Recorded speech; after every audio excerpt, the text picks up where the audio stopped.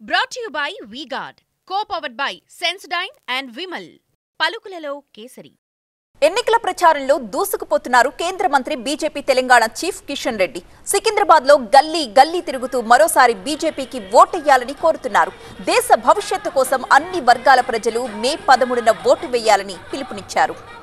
ప్రధాని మోదీ నాయకత్వంలోనే దేశం అన్ని రంగాల్లోనూ అభివృద్ధి చెందుతుంది అంటున్న కిషన్ రెడ్డితో మరింత సమాచారం మా సీనియర్ కరెస్పాండెంట్ లక్ష్మీకాంత్ అందిస్తారు. బీజేపీ రాష్ట్ర అధ్యక్షుడు కేంద్ర మంత్రి కిషన్ రెడ్డి మార్నింగ్ నుంచి నైట్ వరకు అలపెరగకుండా ప్రచారంలో దూసుకెళ్తున్నారు. ప్రస్తుతం సోమాజిగూడ డివిజన్లో ఉన్నారు. కరెక్ట్గా ఎలక్షన్ కమిషన్ ఇచ్చిన ఆదేశాల ప్రకారం కరెక్ట్ టైం చూసుకొని మరి 10 గంటల లోపలనే ప్రచారాన్ని ముగిస్తున్నారు. దీనికి సంబంధించి అడుగుదాం. కిషన్ రెడ్డి గారు, మీరు చెప్పండి, ఎలా చూస్తారు?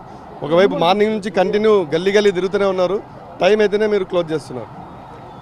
ఎలక్షన్ కమిషన్ ఇచ్చినటువంటి నియమావళి ప్రకారం 10 గంటలకు షార్పు ఏ రకమైనటువంటి ప్రచారం మైక్ ఉపయోగించొద్దని నిర్ణయం ఉంది. ఆ నిర్ణయం ప్రకారమే గత అనేక రోజులుగా కూడా ఇది పాటిస్తామని ఈరోజు కూడా అదేవిధంగా 10 గంటలకు క్లోజ్ చేశాం. కిషన్ రెడ్డి గారు, వ్యాక్సిన్ కనబెట్టకపోయింటే మోడీ గారి ఆదేశాల మేరకు ఖచ్చితంగా ఒక 50 కోట్ల మంది చనిపోయేవారు.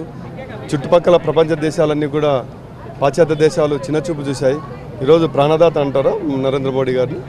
డెఫినెట్గా మీకు అందరికీ తెలుసు, ఆ రోజు అనేక ఇతర దేశాలకు సంబంధించినటువంటి ఛానల్స్, పత్రికలు భారతదేశానికి కరోనా సోకినట్లయితే చాలా పెద్ద ప్రమాదం జరుగుతుంది, ఇక్కడ తిక్కుడు పాపులేషన్ ఉంటుంది, స్లమ్స్ మురికివాడలు ఉంటాయి, ఇక్కడ ఒకరికి సోకిందంటే మొత్తం మురికివాడ మొత్తం అంటుకుంటుంది, కాబట్టి ఒక బస్తీలో వచ్చిందంటే మొత్తం బస్తీ అంటుకుంటుంది. ఎవరు ఏ ప్రభుత్వం ఆపలేదు. ఇక్కడ డాక్టర్లు తక్కువ, అదేవిధంగా బెడ్స్ తక్కువ, ఆక్సిజన్ ఉండదు, వెంటిలేటర్స్ ఉండవు. అసలు వీళ్ళకు మాస్క్ కూడా మేము ఆదేశాల నుంచి సప్లై చేసేవాళ్ళము. N95 మాస్క్ కూడా తయారు చేసుకుని తెలియలేదు వీళ్ళకు. పీపీ కిట్స్ కూడా వీళ్ళు తయారు చేసుకోలేరు, మేమే సప్లై చేస్తాము అనే విధంగా అనేక దేశాల వాళ్ళు ఆర్టికల్స్ రాశారు. కానీ వాటందరినీ తలకిందులు చేస్తూ మోడీ గారు, మీకు ఒక ఉదాహరణ చెప్తాను.